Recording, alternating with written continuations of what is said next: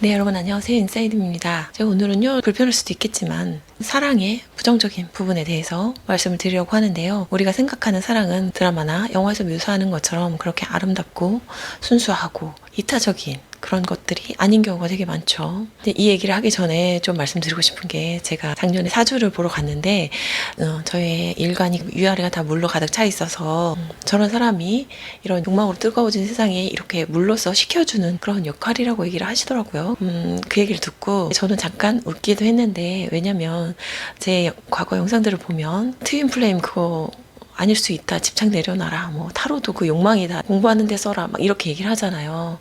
영성 쪽에도 요즘 자기 개발을 하면서 부를 얻는다거나 욕망을 부추겨서 잘 됐다가 되게 나락가시는 그런 분들도 있죠. 우리는 어쩔 수 없이 에고의 지배를 받기 때문에 영성 쪽 채널조차도 정말 욕망을 자극하고 약간 기복신앙처럼 내가 뭘 하면 내가 어떤 걸 얻고 잘 되는 그런 계약처럼 그렇게 공부를 하시는 분들이 많거든요. 저도 또 내면에 이것과 관련된 다른 에고가 있어서 그럴 수는 있지만, 이렇게 하면 부자가 된다, 사람과 인정을 받을 수 있다, 이런 얘기를 하기에는 제가 공부한 영성에서는 그런 100%에 해당하는 규칙은 없는 것 같고요. 가장 중요한 건 경험해야 될 것들이 이미 어느 정도 세팅이 된 상태에서 우리가 그것들을 경험하는 것이 맞다, 이렇게밖에 볼 수가 없거든요. 그래서 욕망을 자극하는 그런 소재로 영상을 찍어야 조회수도 잘 나오고 제가 잘 될 거는 알겠지만, 저는 좀 나름 그런 방식을 취하기가 두렵기도 하고 좀 수치심도 올라오고, 그래서 이렇게 고만고만한 영상만 찍고 있습니다. 다시 본론으로 와서요,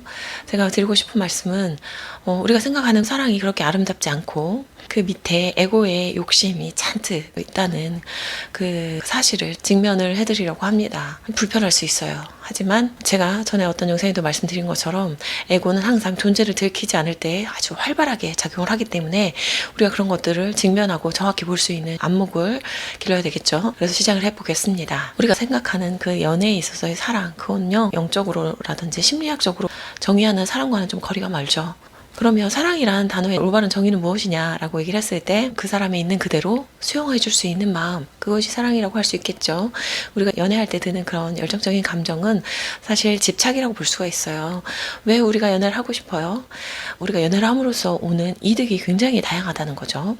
첫 번째로 감정적인 충족이 있죠. 내가 되게 욕심나는 사람이고 좋은 사람이어서 내가 아니면 안 된다고 하네. 그러면 나라는 사람에 대한 자아상, 그리고 내가 사랑하는 사람이 나를 사랑해주면서 오는 그런 행복과 기쁨, 그런 것들이 따라오죠. 그리고 육체적인 쾌락도 오고, 또 사람에 따라서는 경제적인 이득이 오기도 하죠. 그리고 보호받는 느낌, 내가 힘들면 저 사람이 나를 도와줄 거야, 저 사람과 나는 서로가 어려울 때 돌봐주는 그런 사이이기 때문에 그걸 통해서 보호받고 싶은 욕구도 충족이 됩니다. 그래서 이거를 되게 안 좋게 표현을 하자면 굉장히 이득을 취하고 뺏고 싶은 그런 욕구라고 볼 수도 있어요. 사람들이 많이 착각하는 게, 내가 저 사람한테 사랑을 주고 싶어, 챙겨주고 싶고 저 사람의 결핍을 채워주고 되게 보살펴주고 싶어, 그렇게 생각하는 경우도 많죠. 그런데 그런 부분 이면에도 그걸 통해서 나란 사람이 이렇게 열등하지 않고 우월하다는 그 증명, 혹은 조금 더 심한 경우는 내가 굉장히 쓸모없는 사람이고 살고 싶지 않았는데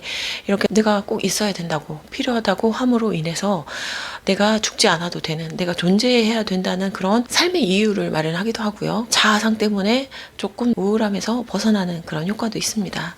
그래서 우리는 이처럼 아름답게 사랑이라는 이름을 그리고 있었지만, 사실은 연애가 깊어질수록 혹은 결혼해서 살면서 내가 이렇게 너한테 투자를 했는데 왜 돌아오는 게 없지? 이렇게 된다면 과연 앞에서 말한 있는 그대로 수용해주는 그런 사랑이었을까요?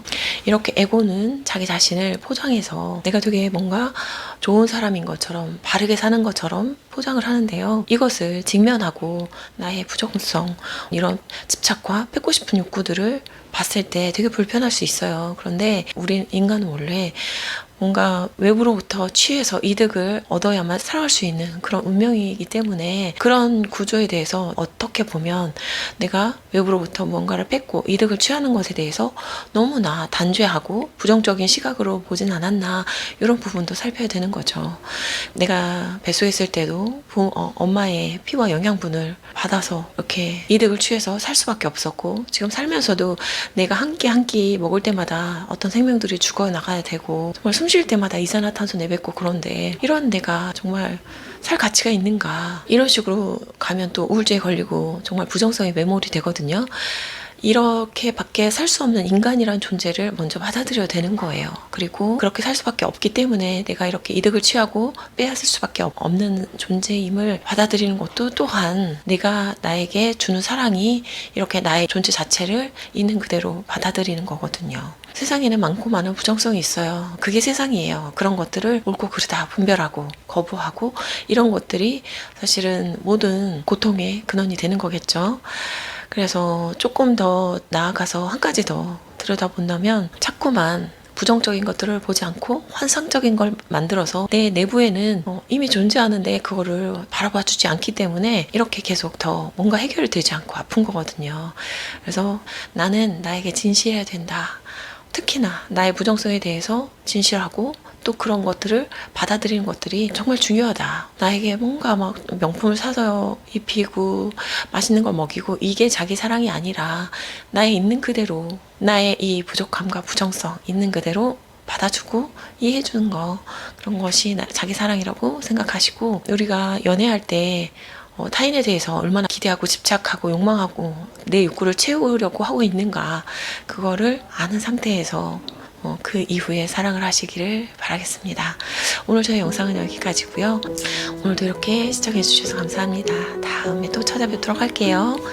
안녕.